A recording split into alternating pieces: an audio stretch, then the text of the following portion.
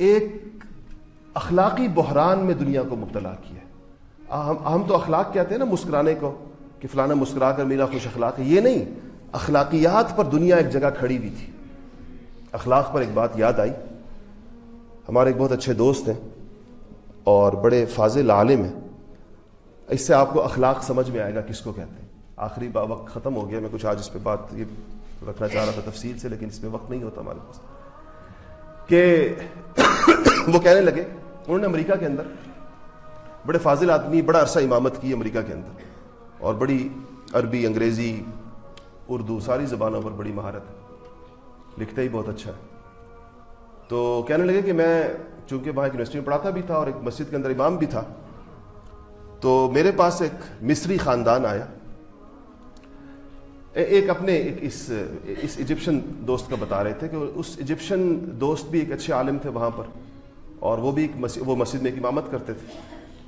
تو ان کے پاس ایک خاندان آیا اور اس نے کہا کہ ہمارا بیٹا ہے، لڑکا ہے، ٹین ایجر ہے، اور چونکہ ہم لوگ مصر سے آئے ہیں تو یہاں اگر مغربی چکا چوند اس نے دیکھی ہے تو بہت زیادہ خراب ہو گیا لڑکا، تو ہم چاہتے ہیں کہ آپ امام ہیں، بڑا اچھا خطبہ دیتے ہیں، بڑی اچھی بات کرتے ہیں، تو آپ اس بچے کو سمجھائیں۔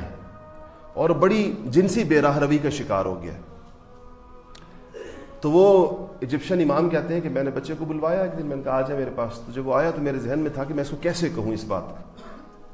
تو کہتے میرے دل میں حدیث شریف آئی کہ بالکل یہ کیس تو رسول اللہ صلی اللہ علیہ وسلم کے پاس بھی آیا تھا، کہ ایک صاحب تھے اور انہوں نے زنا کی خواہش کا اظہار کیا، تو لوگ ان کو ناراض ہونے لگے کہ تم نے کیسی بری بات کی، لیکن رسول اللہ صلی اللہ علیہ وسلم نے ان کو بڑے طریقے سے سمجھایا۔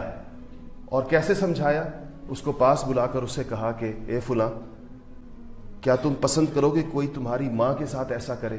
وہ کہتا یا رسول اللہ میرے ماں باپ آپ پر فدا، میں نہیں چاہتا ایسا۔ تو انہوں نے کہا کہ لوگ بھی ایسا نہیں چاہتے کہ ان کی ماؤں کے ساتھ ایسا ہو۔ تو کہا کیا تم پسند کرو گے کوئی تمہاری بیٹی کے ساتھ ایسا کرے؟ اسے کہا رسول اللہ میرے ماں باپ آپ پہ فدا، میں کبھی نہیں چاہوں گا ایسا۔ تو حضور نے فرمایا کہ لوگ بھی نہیں چاہتے کہ ان کی بیٹیوں کے ساتھ ایسا ہو۔ کیا تم چاہو گے کہ تمہاری بہن کے ساتھ کوئی ایسا کرے؟ پھر کہا کیا تم چاہو گے تمہاری خالہ کے ساتھ کوئی ایسا کرے؟ اس نے کہا نہیں، کہا لوگ بھی نہیں چاہتے کہ ان کی خالہوں کے ساتھ کوئی کرے۔ پھر کہا کہ تو کیا تم چاہو گے تمہاری پھوپھی کے ساتھ کوئی ایسا کرے؟ یہ پوری حدیث شریف ہے، بڑی طویل حدیث ہے۔ وہ کہتے گئے، حضور صلی اللہ علیہ وسلم پوچھتے گئے اور وہ کہتے گئے یا رسول اللہ میں نہیں چاہتا ایسا، اور اللہ تعالیٰ نے اس کے دل کے اندر سے بالکل وہ بات نکال دی۔ تو کہنے لگے میں نے سوچا کہ میں یہی ہر بار اس بچے پر بھی آزماؤں۔ تو میں نے اس بچے سے کہا دیکھو بیٹا، کیا تم پسند کرو گے کہ تمہاری بہن کے ساتھ ایسا کہ کوئی کرے؟ تو کہتے ہیں، وہ کہتا ہے کہ I don't mind if she is okay with that. کہتے ہیں میں ہکا بکا رہ گیا، اپنی جگہ میں کھڑا ہو گیا بالکل ہی، کہ اب آگے تو بات ہی نہیں چل سکتی۔ کہتا I don't mind if she is okay with that. یہ تہذیب ہے یا نہیں ہے؟ یہ تہذیب کے اثرات ہیں یا نہیں ہے؟ یہ وہ اخلاقی بحران ہے جس کے بارے میں علامہ اقبال کہتے ہیں کہ مغرب نے پوری دنیا کو دیا ہے۔ تو وہ کہنے لگے، ایجپشن عالم کہنے لگے کہ ہمارے مصر کے اندر ہزاروں برائیاں ہیں، ہم ان سے انکار نہیں کر سکتے، لیکن ابھی تک یہ کیس ہمارے سامنے نہیں آیا کہ کسی انسان کو اپنی بہن اور بیوی اور بیٹی کے اوپر اس کو غصہ آنا ختم ہو گیا ہو۔